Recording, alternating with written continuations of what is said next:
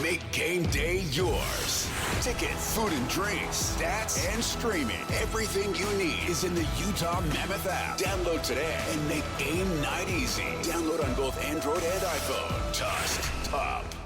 Ken Pomeroy joins us right now. KenPom.com. Get there now.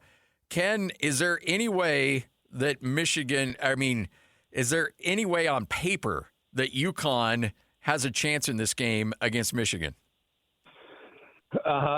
It's college basketball. That's the defense we'll give here, right? It's college basketball. Like, if you go to my site, you'll see they have a 27% chance of winning, which is not, wouldn't be the upset of the year. Like, it's in the realm of possibility. It's just like trying to talk yourself into that is the hard part. When you look at kind of the fundamental numbers and you look at what Michigan has done in the tournament. It would be. I mean, if UConn somehow pulls it out, Danny Hurley would be insufferable, and rightfully so. This time, and he's earned it. Absolutely. Yeah. Just how impressed are you with Michigan on not just that they're winning games, but how they're winning games and just taking everybody behind the whooping shed? Yeah, absolutely. And so they did this to some extent during the regular season. So, it's not too surprising, but certainly, like, the Arizona game was just absurd. I mean, from start to finish, it was complete and total domination against a team that, heading into the tournament was basically like the co-favorite with Michigan to win it, along with Duke. So, the fact that they were just so comprehensive in that beatdown, to throw into the mix that, like, Yaxel Lendeborg didn't really even play in the second half. Like, got a few minutes, but wasn't really himself, and yet did not matter one bit. Like, Michigan it has been a machine this year for the most part, and only getting better as the season wraps up. Yeah, and you look at that, Arizona has been so strong and physical and just played bully ball with so many teams that I saw them up close in person when they played Utah State, and just that size was just like, yeesh. But I talked to Jared Calhoun afterwards, and he's reading between the lines, you could tell Jared was thinking to himself, because he's like, I'm really curious to see how this team does throughout the rest of the tournament, because I don't know if he was necessarily sold that style of basketball would end up working for 6 consecutive games and winning a championship. And certainly when they played Michigan, that ended very quickly. But I think that had more to do with Michigan than it did Arizona. Right. Yeah, I mean, that's the thing. So, there was always, unless Arizona won it all, right, there was always going to be this day where we were like, that lack of perimeter shooting, really came back to bite them. And, sure, to some extent that's true. And by the way, they played the last 2 games. They get to play Arkansas and Purdue, and Arkansas's interior defense was woeful, and Purdue's was pretty mediocre. And so that really kind of played into Arizona's hands. And then they, kind of got back into the real world against Michigan, and it was like, oh, wow, maybe they, got lulled into some sort of false sense of confidence or whatever. But yeah, I mean, I tend to agree with what you're saying. It's like you made the Final Four. I mean, realistically, you were the second best team in the country, let's say. I mean, they just happened to get matched up with Michigan in the Final Four, but it could have easily been in the title game if the bracket was a little different. And so it's hard to really fault the style. I mean, it's personally not a visually appealing style for my taste, but I'm not gonna criticize Tommy Lloyd for getting his team, like I said, the Final Four and really being the second best team in the country. No doubt. When you look at Michigan overall, and I can't remember exactly where they were at going into the tournament. I'm sure you had them as a 1 seed, but where were they ranked in your rankings coming into this thing? They were actually 3rd in the rankings. So okay. But it was like almost indistinguishable between Duke, Arizona, and Michigan. It's hundredths of a point. So, within, they were basically co-number ones. When you look at UConn, obviously there's always a little bit of luck involved, and certainly that was the case. I don't want to say luck, but certainly things had to go their way in that win against Duke. And then they beat Illinois by 9. This is probably a really unfair question to ask, because there's no mathematical equation, although you do work a little bit in luck. But how much of a weird heater is this UConn team on right now, and what do you attribute it to? Yeah, I mean, that last possession against Duke, I mean, that'll just go down in history as, one of the wildest sequences in a, tournament game. So certainly, yeah. Yeah, I mean, you hate to say luck. You hate to say luck. I mean, if I was, if you were based in, Hartford, Connecticut, Scotty, I would be more careful with my language. But I know, yeah. I don't want to offend UConn fans. They've had a tremendous run, and some of it certainly is skill. By the way, I mean, we should point out, it beating Illinois. Illinois had the highest rated offense in the country heading into that game. Illinois played 37 games this year. 2 games against UConn, they have not scored a point per possession. In their other 35 games, they scored a point per possession 35 times. So wow, that's a great stat. Yeah, and so that's probably not a fluke, right? There's certainly some skill there, but yeah, the last possession against Duke. I mean, you could dissect that so many different ways. Things that kind of went right for UConn there, in terms of Duke trying to weirdly, advance the ball, and UConn weirdly not trying to foul, and then Braylon Mullins getting the ball. And Braylon Mullins, by the way, for all his hype as being a good shooter out of high school, not a good shooter this year. Yep. And then sinks that 3. So I mean, that moment alone was certainly worth a lot in luck. But you can't criticize the UConn system, the culture, their will to win or whatever. It's just that there are other teams out there that have the will to win as well and don't do it. And so certainly some good fortune for UConn, but they are also playing well. And this that's the one thing about this matchup really is you mentioned UConn's defense. Michigan's defense has been great as well. They held Arizona below a point per possession. First time Arizona didn't score a point per possession all season. They held Tennessee to their worst offensive rating of the season. So both of these teams are really playing great defense heading into this final game. I know you've ran some numbers on this in years past, and I apologize. I can't remember exactly where you came out on this, but you do acknowledge that there is some level of a shooting drop-off when you play in these massive football stadiums, correct? Right. It's small. I think what I found was it was 2 to 3%, something like that. And that was a few years ago, so I don't know where we stand right now. But I mean, it stands to reason that I know the basket is same height and same location, but just that frame of reference behind the hoop is a little different. And so, yeah, it stands to reason that shooters might struggle with that a little bit more than normal. Although you would think at this point, both of these teams have had multiple practices in the building. They played a game there. That effect is probably, to whatever degree it exists, smaller, than it would be, say, the first time they step into the building. Ken Pomeroy of KenPom.com joining us right here on 97.5, the KSL Sports Zone. Ben Jacobson, the new head coach at Utah State. What do you see from him and what he did at Northern Iowa, and do you feel like that translates into Logan? Yeah, it's going to be interesting, Scotty. So obviously had consistent success. I mean, that's the way I think you would describe it. It's just there was a certain consistency there at Northern Iowa that is appealing. The higher end performances, maybe not there. That's where I would contrast, him from some of the previous hires at Utah State is, Jared Calhoun, the most recent one, he came from a place where there really wasn't any basketball tradition, and he took them to the highest point they'd been to, which nationally speaking wasn't very high, but relative to where that program was, is really what's important. And so Ben Jacobson is probably not on that level with his track record.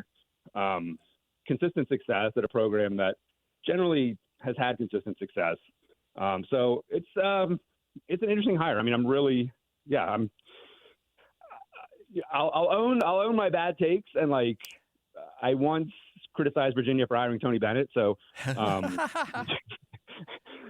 so if I don't sound super excited about this hire, don't take it with any predictive value. But it does seem like it's maybe a little bit different than some of the previous mid-major coaches the university has hired in terms of, the higher end performance of the coach at the program maybe doesn't match up to some of the previous coaches.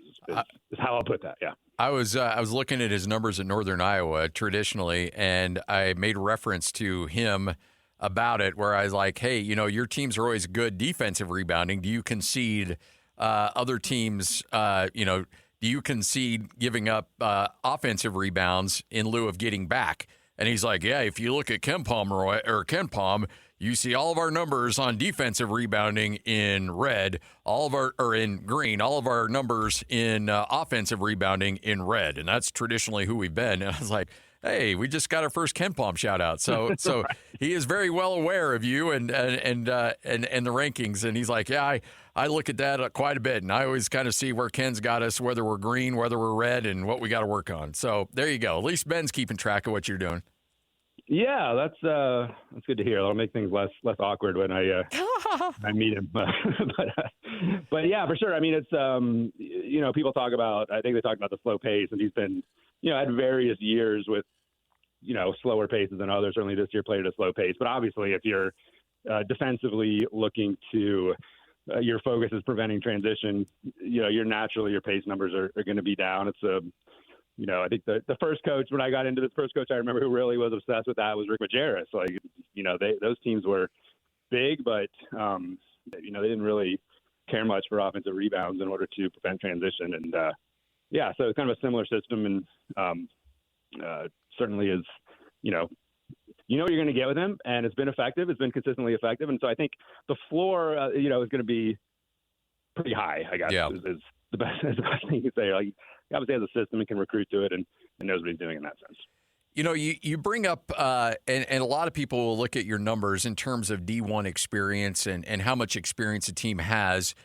Does that, when you look in the transfer portal era where guys are shuffling around, they may be experienced, but they're not experienced together, meaning, guys have played 4 years in 4 different schools, and so these guys don't have a lot of chemistry. Does chemistry matter, or does experience just translate regardless of where you're at? If that makes any sense at all. Sorry. No, that makes a lot of sense. That makes tremendous sense. And that's I think one thing that we've seen. It is tricky. Like,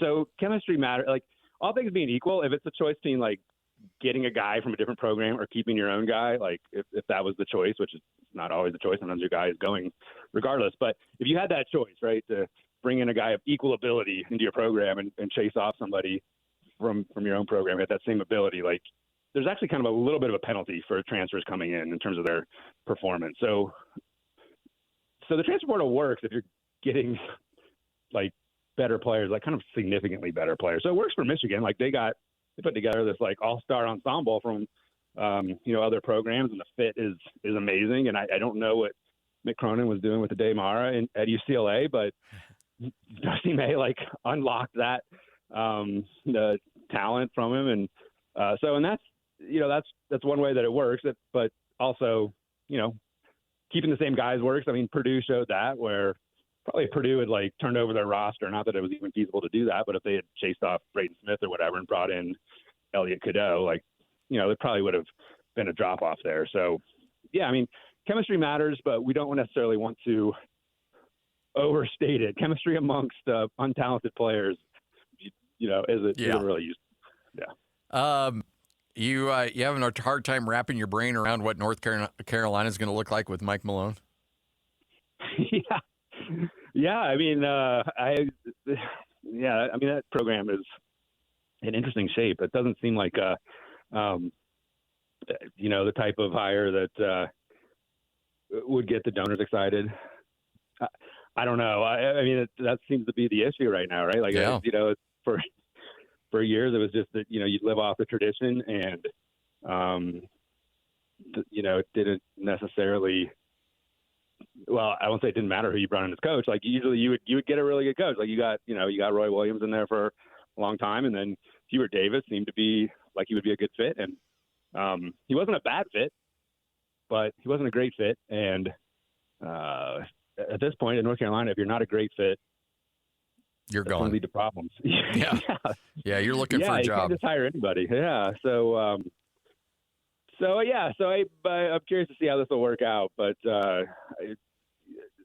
it's kind of this, new landscape in college basketball. I mean, you still, I guess, like Duke is still Duke, and John Shire has picked up the reins from Coach K. But really, you look elsewhere, like kind of the big name programs, there's just no guarantee that they're going to continue to be successful. I mean, even, you look at Kansas, and I guess Bill Self is staying on there, but, since they won the title in 22, like they've been through, really their, I'd say, worst stretch in, quarter century. So it's kind of happening all over. Like, no longer is it just about you get a coach and you have the resources and you have the brand name and you're going to get the best recruits. Like, obviously with the financial situation now, you're going to have to find a way to outbid other programs to bring in talent. So when you look at the landscape of college basketball, it's interesting. And I've talked to Kevin Young about this, who came from the NBA, and Alex Jensen, who came from the NBA.